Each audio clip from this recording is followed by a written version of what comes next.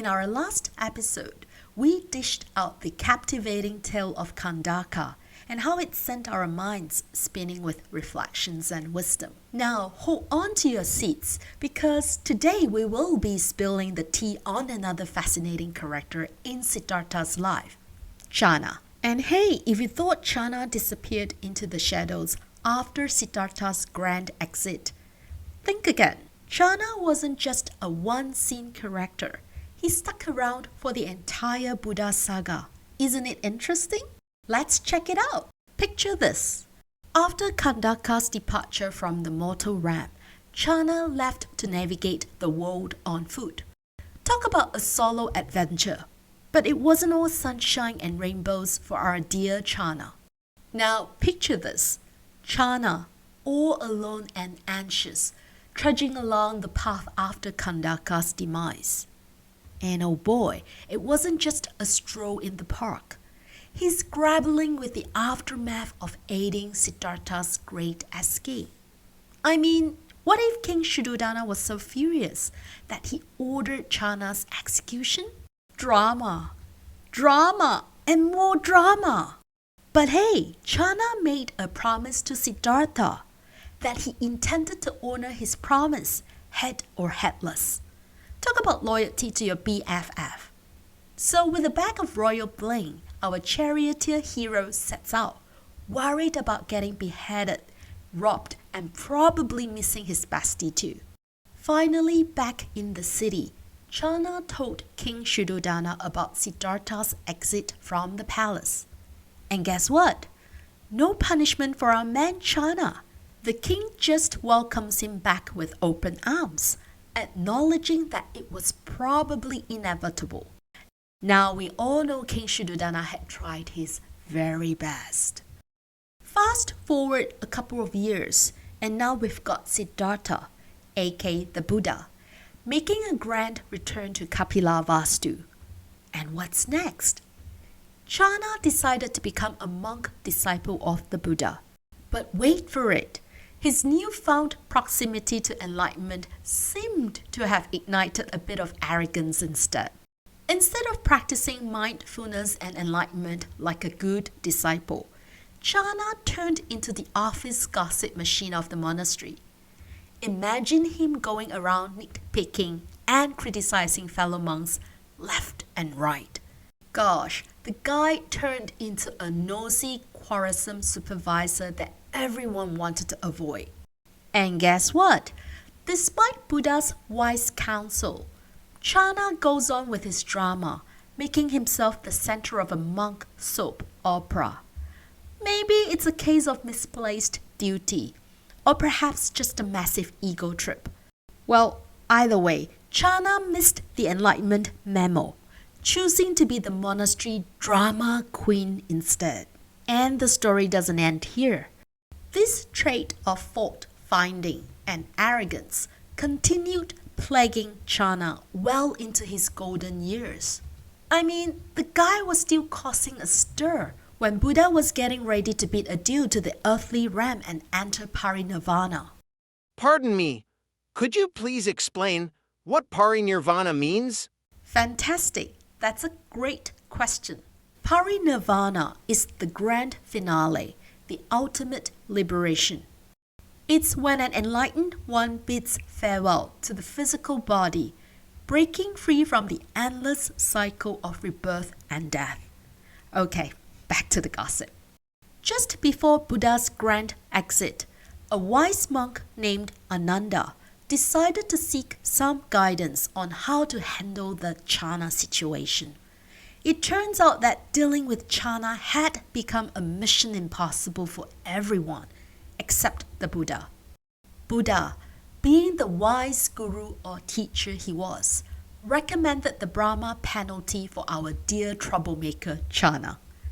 This was like the ultimate social banishment, a silent treatment so intense it would make your grandma's cold shoulder seem like a warm hug. No one was to talk to Channa, and no one was to respond if he dared to speak. Basically, everyone was supposed to ghost Channa and let him marinate in his own thoughts. And here's the kicker. Channa was no spring chicken. He was in his 80s, just like Buddha. Ananda, armed with this cosmic decree, gathered a group of monks to break the news to Channa, post-Buddha's parinirvana. Why?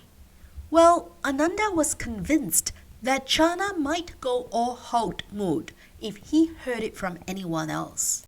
However, plot twist, Channa, upon hearing the news, straight up fainted. Imagine that the last word Buddha had for him was a penalty. Left to ponder in the loneliness of his ostracism, Channa embarked on a journey of deep introspection. It was a quest for self-improvement, and the guy was serious about it. And guess what? In his 80s, after a lifetime of drama and ego, Channa finally hit the enlightenment jackpot.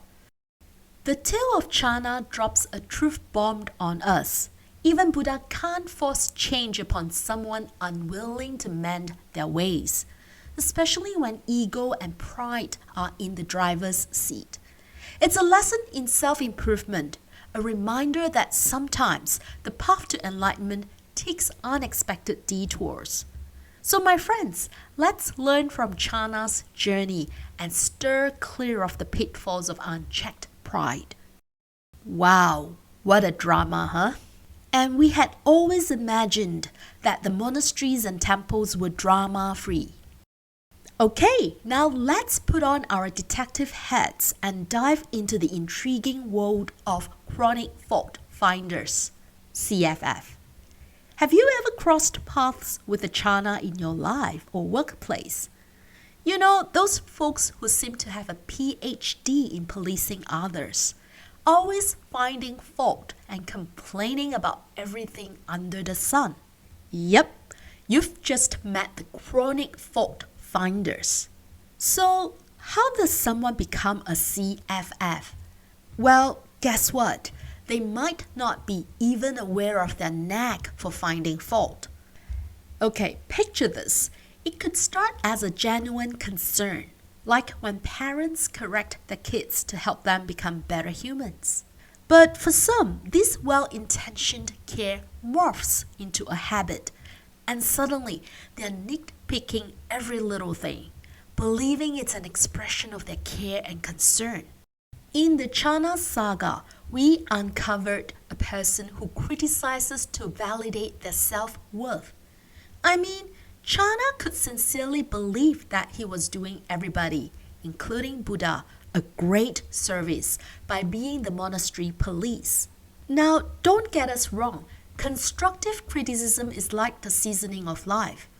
But a CFF? They are like that one person who pours the whole salt shaker on your dish without offering any options.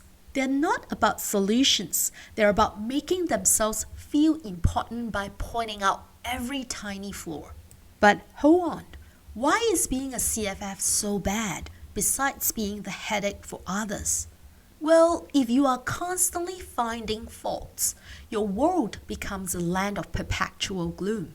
It's like living in a grumpy cloud of unhappiness. And trust me, nobody wants to join that club. A CFF's social life tends to take a nosedive, turning them into a bit of a loner. And that lonely road can lead straight to the town of Depressionville. So what's the antidote to this chronic fault-finding epidemic? Well, stop looking for faults, my friends. Embrace the power of positivity.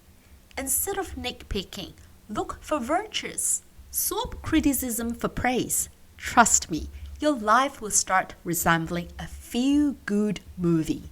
Now, what if you've got a CFF in your life, making it gloomier than a rainy day? Trying to explain yourself might just amp up their criticism. Remember, they're doing it for their own sense of achievement. Best course of action? Let them know that criticism is a real mood killer. Share that it's causing you pain, not improvement. A decent person might take note and dial it down. And if they are as stubborn as our buddy Channa, Sometimes the best course of action is to gracefully walk away. Not like sprinting away, but setting healthy boundaries. It's about understanding that they are wrestling with a chronic behavior that's tougher to change than the weather. So extend some compassion, protect yourself, and let the good vibes roll.